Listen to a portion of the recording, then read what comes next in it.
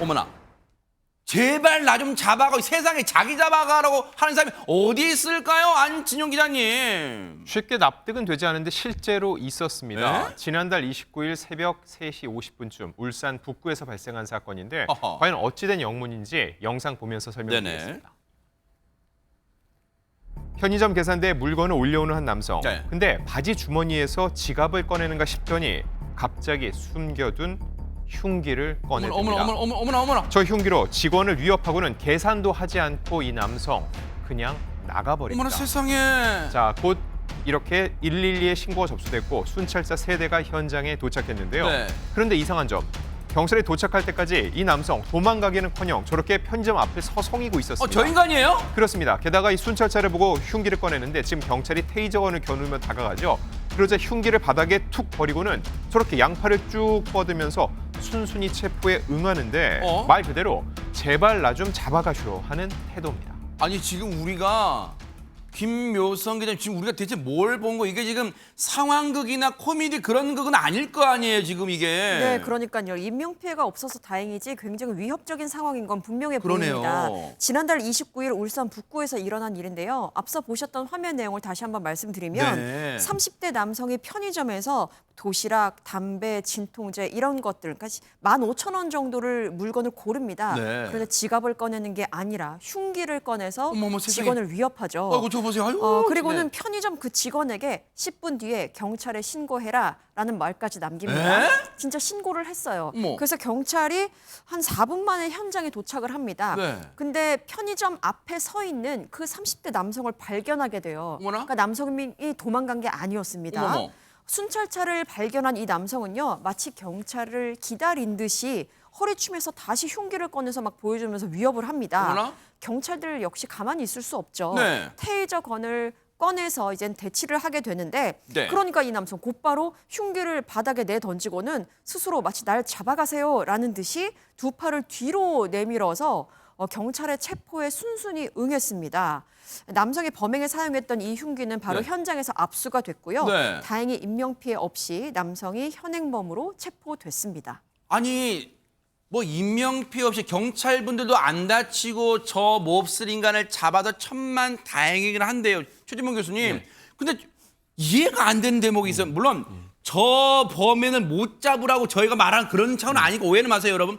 10분이면 저 편의점 직원분이 10분 뒤에 신고하라 했으니까 10분이면 저 멀리 도망가고도 남을 시간일 텐데 왜 안 도망가고 편의점 앞에서 잡힌 거예요, 순순히? 이유가 뭐냐면요. 경찰이 조사를 해봤더니 이 남성이 뭐라고 그러냐. 본인은 장기간 노숙자로 생활을 했대요. 어허. 근데 끼니를 때우는 게 너무 힘들었다. 네. 그러면서 한다는 얘기가 자기는 교도소 가면 숙식이 해결되는 거 아니냐. 그래서 차라리 잡혀가서 교도소를 가고 싶다. 이런 얘기를 했다는 거예요. 그렇구나. 그러니까 결국은 뭐냐면 노숙자 생활을 장기간 하다 보니까 끼니를 해결하기 어렵고 그러니까 그냥 교도소 들어가서 숙식 해결해야 되겠다. 이런 생각으로 범행을 저지른 거고요. 어허. 저 흉기도 어디서 가져왔냐면 인근의 밭에서 주워왔다는 거예요. 아이고. 그러니까 이제 노숙자 생활하다 보니까 너무 힘드니까 이 사람 교도소 가면 그래도 먹고 자고는 될 수 있으니 그걸 하기 위해서 결국 이렇게 했다는 건데 이 사람 보니까 한 달 전부터요. 음식 등을 훔치는 등의 경범죄를 반복해온 사실도 밝혀졌어요. 네. 결국은 이제 범죄를 한 거 정말 잘못됐죠. 네. 근데 이 사람이 또 더 특이한 건 그 범죄를 통해서 교도소에 들어가려는 의도를 갖고 범죄를 했다는 점이 드러난 거죠. 이게 지금 말이라고 입에서 나면 다 말인 줄 알아. 이걸 말이라고 하고 있어요. 관련해서 얘기 좀 들어보시고 이어가 보도록 하겠습니다. 종업원한테 자기가 돈이 없으니까 담배하고 도시락하고 가져간다고 경찰에 신고하시라고 교도소 가려고 했다 얘기하거든요. 배가 고파가지고. 진짜 듣고 나서도 어처구니가 없는데 그럼 허준 변호사님 이 사람 글쎄 이걸 소원이라고 말해야 되고 이 사람 소원대로 그럼 교도소 갔어요? 가지 못했습니다. 지금 불구속 상태로 검찰에 송치가 돼서 수사가 이어지고 있는 중인데요. 네. 경찰이 특수강도 혐의로 이 30대 남성에 대해서 구속영장을 신청하긴 했는데 이게 기각이 됐습니다.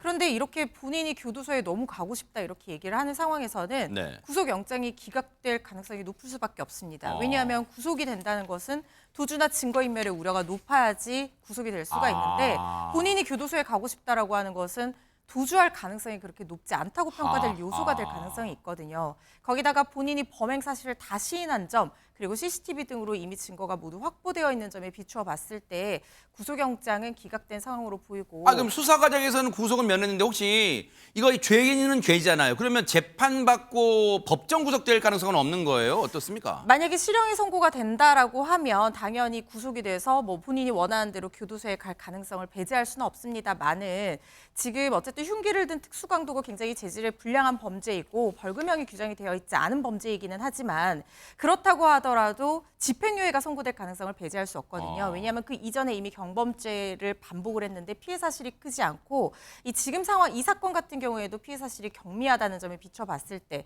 본인이 뭐 반성을 하고 이런다고 네. 하면 이 부분에 대해서는 구속되지 않을 가능성도 있다는 생각이 듭니다. 아니 우리가 뭐 새해 이 연하장에 소원 성취하세요 이런 말 하지만 이 사람한테는 지금 그런 소원 성취하란 말 하면 안 돼요. 우리 사회가 이 사람은 교화할 수 있도록 교도소를 지금 보내는 게 중요한 게 아니라 이 사람한테는 뭔가 자력으로 이 일을 찾아서 열심히 일할 수 있는 그런 교육을 좀 시켜줘야 되지 않나 그런 생각을 해봅니다. 우리 사회가 좀 나서야겠습니다. 이 사람을 살려야겠습니다.